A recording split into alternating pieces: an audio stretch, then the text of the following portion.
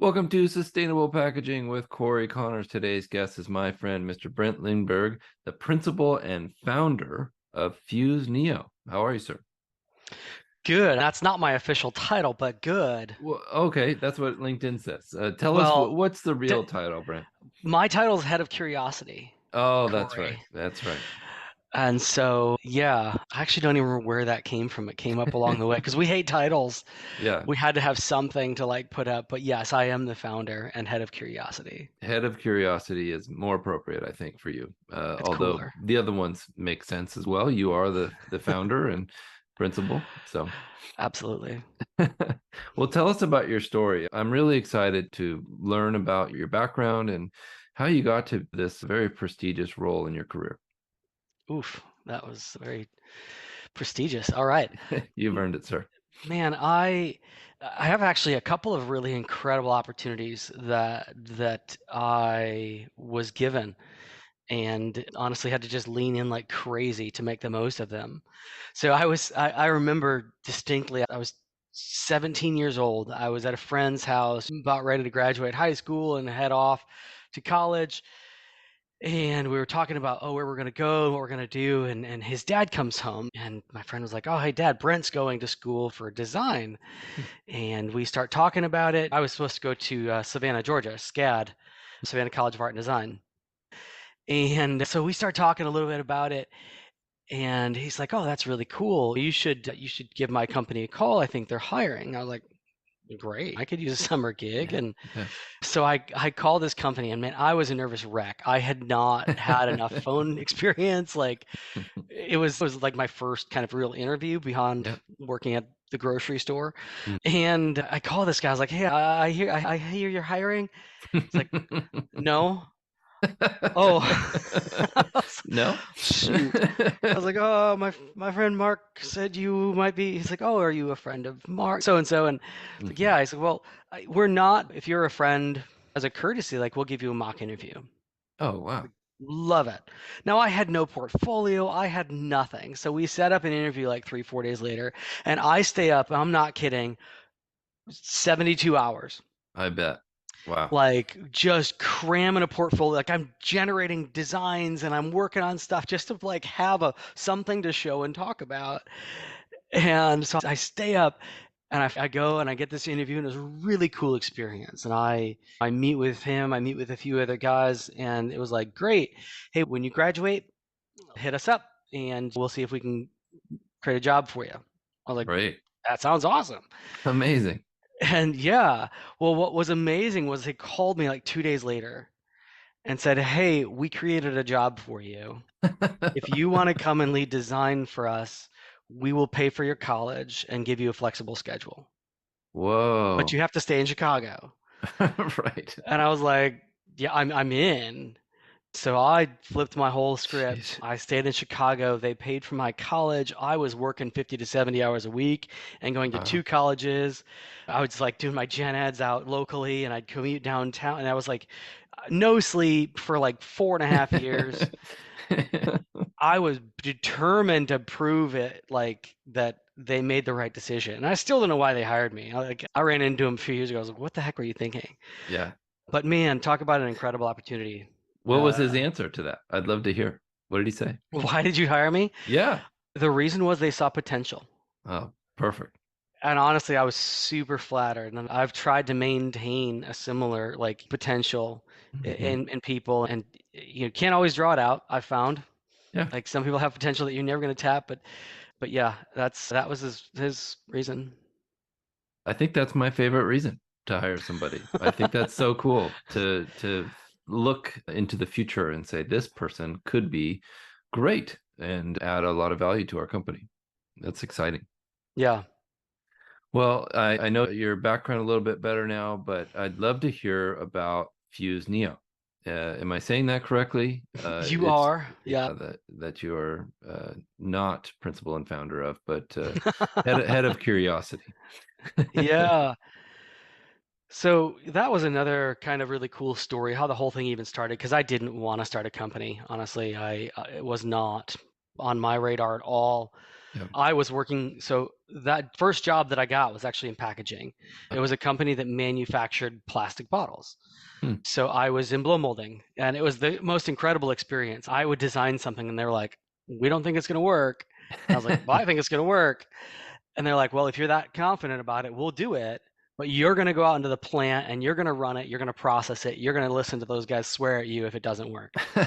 It was great. Like, it was just this incredible experience where you really learned how to communicate with the plants, where you learned how to work through manufacturing. You learned all of these weird nuances that you don't get behind a desk. But so I worked there for almost a decade, and yeah, it was amazing. It was like everything from converting Folgers and like just doing all these really cool Wow. projects with large brands, and My understanding of blow molding is it's very difficult. it's super There, challenging. it's one of the most difficult things to do in packaging. There's a whole bunch of nuance there that people don't understand. It's a black art, and even honestly designing for it is more challenging than people think and Mhm. understanding that process. So like, yeah, it's super cool. But while doing that, built a lot of relationships, really understood the process. And like years later, I was there, and a friend that I'd worked with at the beginning of my career there called me and said, "Hey, I need your help." This Hmm. wasn't something that it was in a competing space, but it was still bottle related. And I was like, "Yeah, absolutely, help that." So I helped him out. And the next night he calls me. He's like, "It was perfect. Can you make some revisions?" Great. Well, like a week later, he calls and says, "Hey, the guy next to me needs help." And then like a few days later, "Hey, the girl next to him needs like," and it just turned into pretty soon I was helping an entire team at Hmm. night. And after a few months of this, they brought me in and they said, "Hey, you should start a firm." And I was like, "I don't really want to start a firm." He's like, "You're not funding this, are you?" He's like, "No, we'll give you work. We'll make sure we throw you some projects, but you should start a firm." And so my wife and I, who had been married less than a year and had just bought a house, and we wound up saying, "Yeah, sure, let's make the leap and start a firm," raised enough cash to start with no debt. And it was a really cool, it was a really neat process. And then, yeah, so that was our first client was PepsiCo, Oh, which little small company. which Yeah. is not a But bad first client to have. And then as engineers and marketers would leave and they'd go off to Dannon, they'd go off to Starbucks, they'd like Mhm. all these other companies that they'd go into, they'd bring us with. And Perfect. so we became this really super word of mouth. I didn't even have a website for years. Wow. Then when I did, we had a splash page with like a paragraph of text because some procurement group said we needed to have a website. I was like, "That's dumb. I'm not." So this super kind of underground word of mouth firm amongst large brands for years. Great. And honestly, we didn't even get really publicly known until probably 6 years ago. Hmm. And that was Amazon's fault. Amazon had brought us in as well, and we were acting as an extension of their team. And there were some conferences coming up, and they're like, "Hey, we can't speak, but you need to go talk for us." I was like, Oh, great. "You want me to just go?" Like, "Yeah, you can. You're not us. You can say stuff, and you can be a Yeah. little more open." And it's like, "All right." So I did, and that was what opened our doors to the rest of the world. We were super kind of word of mouth before that. So cool. I've been trying to get Amazon on the podcast for 2.5 years and they just refuse. So Yeah, they're not allowed to, I think is yeah. It's a lot of PR. that's, and I understand that they're not a small company. No, and honestly, the frustrating they'd probably be allowed to speak more. And I've seen this so much. In fact, just go look at their Instagram, and it's like people like, "My order didn't show up on time," and it's like, well, it's an Instagram. Like, what, you want customer service from Instagram? I don't know. And so yeah, people just ask like, "Well, what is your PR? What's your legal policy on international?" It's like, I'm the packaging guy. Like, so people just don't really have a filter on what questions they ask, and Very it's true. goofy. Very true. And I would like to know the impetus of the name Fuse Neo. How did that come about? Oh, I'm assuming it's so new Fuse. Is it something like that? Something cool? kind of. Yeah. It was one of those things where we had to file our paperwork on a certain day, right, to start the business. And it was like January 1, actually, of 2008. We just celebrated 15 years, or actually, we had Wow. our party like last week, but we were just celebrating it this year, 2023, January 1st. And I had to have all the paperwork in by whatever, a certain date for the lawyer to get everything going. And Hmm. my wife and I were up late, like, what do we name? Every name I came up with, like, didn't have a good URL with it, and I wanted like Oh, a good something clean.com, right? Didn't want hmm. .net or .org or whatever. Yeah. And so every name that I was working through had like I couldn't find URLs, and the whole idea though, the Fuse, so I wound up coming up with a complicated name, and we've heard every pronunciation under the sun, but it is Fuseneo, like 2 words. So Fuse is really about merging together, and this was about bringing together the disciplines and engineering and art, and like it was all of this, all of these different backgrounds and experiences that really lead to well-informed decisions, Right. and then all of that to create something new. So that was the driver behind it, and then the little understory of like going back, would I change it? Man, probably something a little bit easier to say and friendlier, but it is that now. We've heard. I think it's a great name. I think it's something you'll never forget. Speaking of that, we'll be in Packaging Europe together in November. I'll be there. Okay, I think I'm Yeah, there. yeah. I saw you. Well, I So, saw your picture on the website. all right, then maybe I'm there. Honestly, I don't know. We can speak exclusively in Italian. Yes, that's the plan at least. I won't last very long there though. So let's talk about Sustainability Central at Pack Expo. Oh Uh, gosh, yeah. That was our first meeting in person, and our mutual friend Avelia Matos introduced us, and you were the moderator of our panel, and I think you did an awesome job. As someone who moderates panels, I know it's not easy, especially with the group that we had on stage. Tell us about that. How did that come about, and what is Sustainability Central all about? Yeah, so sustainability is so infused into the DNA of what we do at Fuse Neo, and that's something I think that I built the firm on, was this kind of process and material agnostic approach. Mhm. I came from the world of bottles, where the solution to every problem is a bottle. And Right, there's a lot of people in packaging come from the world of boxes and corrugate, where every solution is a box and it right. uses corrugate. And I remember conversations where clients would come in. I had a client one time, Slim Jim came in and said, "Hey, what should we do with our beef sticks?" Yeah. It was like, I put them in a bottle. I guess that you came to a bottle company and asked what I should do with beef sticks. Like, that's what else am I going to give you? Yeah. I don't think it's the right thing to do, but you could do it. We designed some stuff, but I just it was a struggle for me to really only have to represent one process and one material. And so Mhm. the beginning of Fuseneo started with us branching into all different formats. We've done everything from like leather to aluminum to welded, like to corrugate and papers and films, flexibles, and Hmm. you name it, we've probably touched it. All these obscure formats and more new Hmm. processes and materials, and we've dabbled in them or done full out projects in them. And so I think our approach has a very, and it's design based, but it has a very engineering approach. Our engineers keep everything in check on the team, and we make sure it's manufacturable, but so that there's that level of like reality check and sanity combined with our desire to explore and that innate creativity. And I think when PMMI approached us, and they approached a few others, I think as well, about it, it was a great fit. And we were all about helping people really take this unbiased approach to trying to identify the right things for their brand. And so when we went in, it was all about, hey, we want to bring people in that aren't exhibiting here, that can't Hmm. afford to be here, so we're not going to charge anybody. This is all about like, there's no sales pitches, there's nothing. Like, we had really clear expectations of what we wanted, both in the large exhibit space as well as on stage. And so they gave us pretty darn good freedom and control over what happened.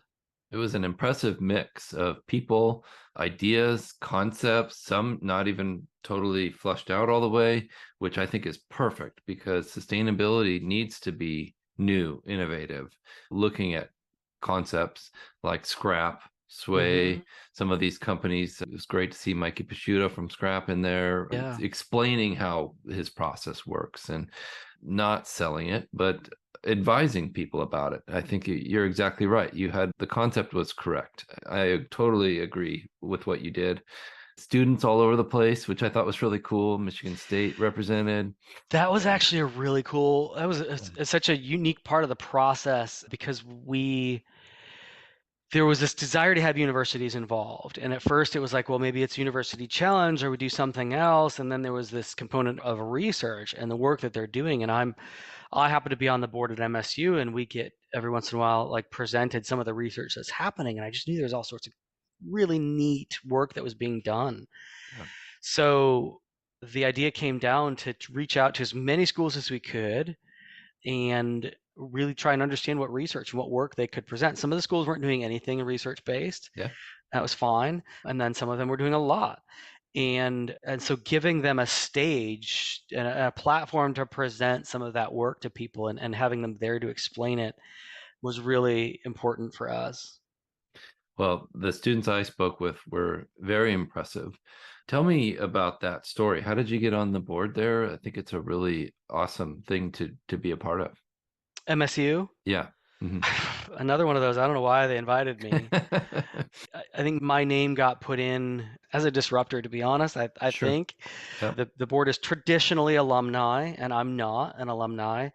And it's people that are typically engineers in the packaging space. And so let's bring in a designer who Right. plays an engineer on TV. And so it's like I've always lived my life around designers or of engineers and manufacturers, and I'm really heavily involved in engineering. But that bridging that gap and helping think more creatively, helping to push envelopes and processes, helping to disrupt a little bit, it's something I liked to do. So yeah, we had a number of conversations about whether it was a good fit and are they willing to move fast enough? Are they willing to make changes? Or things like that. And then they invited me to be a part. I'm totally impressed with MSU. They've done some very innovative things recently. Aaron Tucker, one of their advisors, Mm. has been on the podcast before, and some massive influx of funding and some great opportunities for students. Just great school. Yeah. Certainly, I won't say which one is my favorite packaging school, but it's certainly one of them. Yeah, it's been a cool program and it's been fun to be a part of this transformation and development over the last several years. Yeah. So is orange your favorite color? Every time I've seen you, you've had an orange shirt or on. No, yesterday was blue. It really just depends. I love it. That that's the cool part of being a designer and a business owner. You can wear really cool stuff like that. Yeah, my daughter wanted me to wear sushi cats yesterday, so sushi cats it was. Boom, sushi cats. Tell me about these circles behind you. They're really interesting. Uh, Those are drum heads. So oh, I'm a okay. drummer. Don't play a ton now, but I played a lot. And a number of years ago, I had this crazy idea to have house shows. And so we'd invite these bands that were coming through, like out of Nashville and some other places, to come to our house and play there. And we had this really killer setup, and we'd fit like 75 people in my family room, like Wow. around. It was awesome, and we put on these great little super intimate shows. And so yeah, it was just different bands that came through. I love that. So they would sign the snare Yeah, cover and yeah. I'd give 'em a drum Yeah. head and a silver marker and just say, "Hey, make art, do it. I don't care what you do with it. Just do something fun." Some of those are pretty intricate. Well, that's beautiful. I love it. Well, great idea. Anything else that you wanted to tell us about Fuseneo or about what's going on with you? Oh man, there's a lot of really fun stuff happening in the packaging space with new materials, all of the push to sustainability. The packaging space in general is just a super fun, dynamic place to be from. I was talking to somebody the other day that is deals in car components, and then you talk to somebody else who's working in ice cream and apparel, and you're like, I that's something that to me, I absolutely love about this industry, about what we do. And it really, we had one day we were working on ice cream, and the next day we were working on like servers. Couldn't be more diverse. Yeah. And then the next day we're working on like a marketing campaign, which are fun. We did that like little Tropicana spritzer thing. Oh, you did Uh, that? That was awesome. yeah, I and love so it's that. like you never really know when you're in our space where it's really we look across all those materials and we touch all those things. Hmm. We get to explore just about anything. Can you explain the spritzer to the audience? I'm totally impressed with that, but how does it work? Well, so that was a whole marketing thing. Brands, especially legacy brands that the product is always the same, and that then they really want to be. You don't want to change orange juice all the Yeah. time. Like it's Yeah. orange juice, and they need content. They need things to talk about. And so they had seen a viral trend of somebody who basically made their mimosa with a whole bunch of champagne, and they put orange juice in a spray bottle and like one little spritz of orange juice, just enough. And so when they came to us, they're like, "Hey, we want to make an orange juice spritzer." Hmm. It's like, well, what's a spritzer mean? So we were concepting like, is it a perfume wafter, a little like bubble thing, or Yeah. is it like an eyedropper type thing? Like we concepted all these different ways of like putting tiny amounts of orange juice into, which is a weird job. Trust me, I know. Awesome job. Yeah. It is. And then they landed and they're like, no, we really want this kind of like spray bottle approach. So we wanted to like use the in-market approach and design a new trigger. And so we went Mhm. through this whole round of, it was super fast, but went through this whole round of ideation and how do we do that? And then it's like, great, we got to do that. Now we need to make, I, I don't even remember the number that we had to make. It wasn't a lot, but they wanted to like give some of them away. And originally it was just going to be like influencers, and then they wanted to like make some available. We're like, oh, it's not really, they're prototypes. You can't scale up, right? Yeah. Yeah, this without going through tooling and a whole bunch of process and the amount of time, we couldn't scale. So we wound up pulling like in-market triggers, ripping the housing off of them. We found some like food safe, actually like things say they're food safe but aren't always. Found some that are actually certified food safe, pulled the exterior shell off of them and redesigned that and like did these casting prototypes Great idea. to create this whole like housing that went on top of there. And so we have this little orange juice sprayer for when you need to spray orange juice. I think it's brilliant. Perfect. Perfect idea. I love it. I didn't know that was you guys. That's an impressive thing. Nice job. Yeah, that was a fun little one. Well, tell everybody how to get in touch with you and your company. Well, they can show up on our doorstep. Just kidding, don't. Don't. Don't do that. Yeah, our studio is outside of Chicago, but they can get in touch with us via our website, fuseneo.com, fuseneo.com. They can hit us up on LinkedIn. They can follow me, follow the company. They can watch, that's where they'll find a lot of our unpacked videos where we go through and dissect packaging and talk about sustainability and assembly and consumer experience, all those fun things. Great. That's probably some of the best ways to get in touch with us. Great. Thank you so much, Brent. This has been awesome. I really appreciate it. Absolutely. Thank you. Thank you, Aurora Packaging, for sponsoring this podcast. If you're listening, make sure you stay tuned for the next one and give us a review. We appreciate it. Thank you so much.